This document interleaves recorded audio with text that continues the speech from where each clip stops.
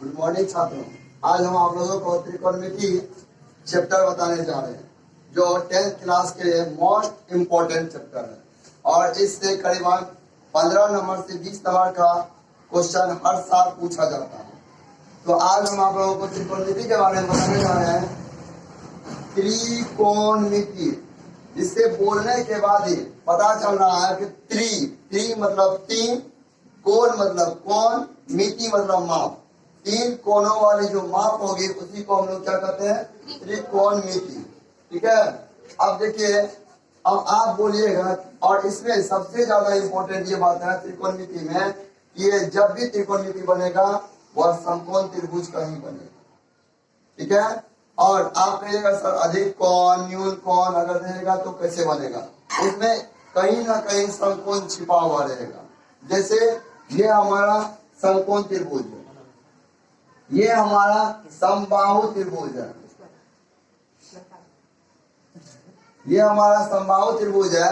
इस पे हम क्या किए, एक लंब डाल दिए, परपेंडिकुलर डाल दिए, तो हमको दो समकोण त्रिभुज मिल गया।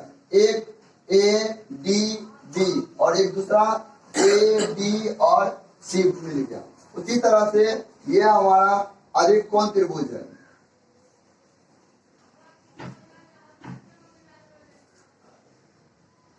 तो इसमें भी हम यहाँ से परपेंडिकुलर जब डाले तो क्या हो गया, यहाँ पे दो 90 डिग्री का कोण बन गया। अब इसमें सीधे खड़ा रहेगा तो उसको कहते हैं परपेंडिकुलर, यानी लंब, बेस आधार और हाइपोटेंशन मतलब कर्ण। अब इसमें एक चीज और देखना है,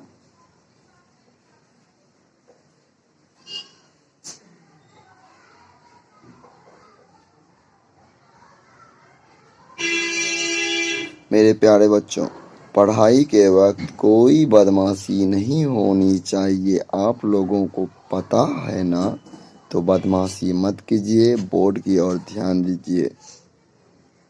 मेरे बच्चे समझदार हैं, गुड बच्चे। देखिए ध्यान दे रहे हैं सभी बच्चे, आप सभी को गुड। आप लोग बोर्ड की ओर ध्यान दे रहे हैं।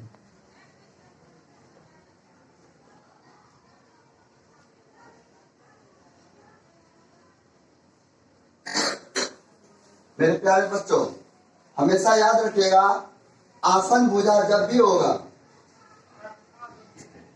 आसन भुजा जब भी होगा वह क्या होगा, 90 डिग्री और थीटा के बीच में जो भुजा होगी वह हमेशा आसन भुजा कहलाएगा, जिसको हम लोग पी कहते हैं, सॉरी जिसको हम लोग बी कहते हैं, देश। और सम्मुख कोण थीटा के सामने वाला जो भुजा होगा उसे हम लोग सम्मुख कोण कहते हैं, यानी इसको हम लोग लंब कहते हैं, पी से सूचित करते हैं। और 90 डिग्री के सामने वाला जो भुजा होगा वह हमारा कर्ण कहलाएगा, यानी कि हाइपोटेंशन। यहाँ में किसी को दिक्कत हमारे अंदाज से नहीं होगा।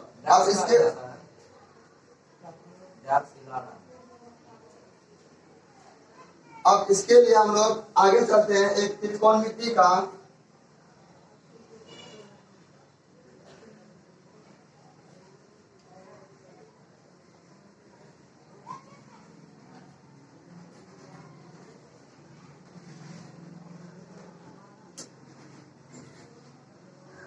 आखिर त्रिकोणमिति हम लोग क्यों पढ़ेंगे, पढ़ने का उद्देश्य क्या है, पढ़ के हमें क्या फायदा मिलेगा, तो इसके बारे में हम लोग आज जानेंगे। त्रिकोणमिति पढ़ने से हमें एक फायदा ये होती है कि हम किसी भी चीज को अच्छे ढंग से माप सकते हैं। जैसे हमें मान लीजिए ये हमारा एक पेड़ है और इस पेड़ पे हम एक सीढ़ी लगा दिए तो हम आराम से माप सकते हैं, ये हमारा जमीन है, हम माप सकते हैं। बिना पेड़ पे चढ़े हम इसकी दूरी तो क्या कर सकते हैं, माप सकते हैं।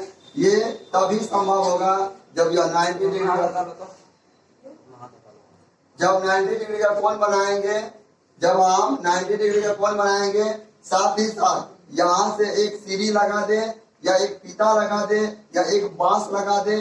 सॉरी, फीता लगाएंगे तो हमको बांस पे पेड़ पे चढ़ना ही पड़ेगा। इससे अच्छा है कि बांस लगा के हम क्या कर सकते हैं, उसको माप सकते हैं, यानी घरेलू उपयोग में हम इसका प्रयोग कर सकते हैं। और इसमें इसकी जो शुरुआत हुई थी वह हमारे भारतीय वैज्ञानिक गणितज्ञ आर्यभट्ट ने किया। इसकी जो शुरुआत किया था वह आर्यभट्ट ने किया था कि लोगों को हर काम क्या हो जाए, आसान लगे। इसकी शुरुआत किसने की थी, आर्यभट्ट। और आर्यभट्ट एक गणितज्ञ है जो कि भारत के ही है, और इसने ही क्या किया था, त्रिकोणमिति की शुरुआत की थी। साथ ही साथ आगे दूसरा का नाम है, एक अमेरिकन वैज्ञानिक भी था जिसका नाम आप लोगों को हम बता रहे हैं, एडवर्ड बूटन।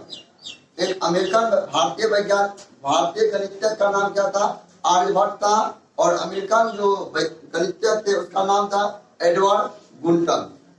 और एक और थे आर्यभट्ट के साथ ही काम करते थे, वह दूसरे देश के थे, उसका नाम था ब्रह्मगुप्त। वह भी इसमें सहयोग दिए। इसके बारे में हम लोग आगे चलेंगे। त्रिकोणमिति, पिछले क्लास में त्रिकोणमिति के बारे में कि 3 कोण वाली माप को हम लोग क्या कहते हैं, त्रिकोणमिति कहते हैं। साथ ही साथ ये होता है कि त्रिकोणमिति जब भी बनाएंगे वह 90 डिग्री का कोण होगा। कितना डिग्री का, 90 डिग्री का कोण होगा हमेशा। और 90 डिग्री के सामने वाला जो भुजा होगा वह हमेशा कर्ण कहलाएगा। इसके बाद ये भी बताए थे कि थीटा के सामने वाला जो भुजा होगा वह सम्मुख भुजा कहलाएगा। और थीटा और 90 डिग्री के सामने वाले, थीटा और 90 डिग्री के सामने वाला जो भुजा होगा वह हमको आसन भुजा कहलाएगा। थीटा के सामने वाला जो भुजा होगा वह सम्मुख भुजा कहलाएगा। और 90 डिग्री के सामने वाला जो भुजा होगा वह क्या कहलाएगा, कर्ण कहलाएगा। ठीक है ना। आगे चलते हैं। इसमें हम आप लोगों को इंग्लिश में भी लिखा दिए हैं और बताए थे पीछे में कि समबाहु त्रिभुज हो या अग्रकोण त्रिभुज हो, इन सभी में 90 डिग्री का कोण आपको मिल जाएगा। अब आगे चलते हैं त्रिकोणमिति का इतिहास के बारे में कि आखिर त्रिकोणमिति का शुरुआत कहाँ से हुआ, किसने किया, क्यों किया। ठीक है, इसके बारे में हम लोग चलते हैं। तो इसकी शुरुआत जो है, त्रिकोणमिति की जो शुरुआत हुई थी वह भारत से ही हुई थी। त्रिकोणमिति की जो शुरुआत हुई थी वह भारत से हुई थी। और हमारे एक महान गणितज्ञ आर्यभट्ट, जो महान नहीं बहुत महान गणितज्ञ थे, साथ ही साथ यह खगोल विज्ञान के बारे में भी जानकारी हम लोगों को दिए हैं। आर्यभट्ट के द्वारा दिया गया संबंध, आर्यभट्ट यानी गणितज्ञ थे, और कोई भी चीज को वह हिंदी में, हम लोग भारतीय हैं, ज्यादातर हम लोग हिंदी को पकड़ते थे, तो इसीलिए उसमें दिया गया था हिंदी, या अपना नाम दिया, संबंध बताया। क्या पहले नाम दिया जिया, दूसरा दिया को जिया, तीसरा दिया स्पर्श जिया, चौथा दिया कोटि स्पर्श जिया, और यू को जिया और व्यू जिया। ये नाम जो है ना, अगर हम लोग लिखते हैं, अगर हम इस नाम को अगर लिखते हैं तो हमारा मैथमेटिक्स में टाइम बहुत ज्यादा लग जाता है और वर्ड भी सुनने में अल्टरनेटिव जैसा लग रहा है। लेकिन गणितज्ञ थे उस समय उतना ही ज्ञान देते हैं। फिर आगे दिया हुआ था कि अब एक चीज, इसको आप लोग समझ गए होंगे, इसको पहले एक बार बोर्ड को साफ करते हैं। एक चीज और देख लीजिए, कोण त्रिभुज के कोणों का संबंध भुजाओं के आधार पे स्थापित करने वाला एक वैज्ञानिक, एक गणितज्ञ आए, इसका नाम क्या था, हिपार्कस। क्या नाम था, हिपार्कस। वह कब दिए, 140 BC। 140 BC का मतलब हो गया 140 ईसा पूर्व, यानी कि जब ईसा मसीह का जन्म नहीं हुआ था उससे पहले का ये कहानी सब है। तो आगे हम इसको बोर्ड पहले साफ करते हैं, फिर आप लोगों को आगे बताएंगे।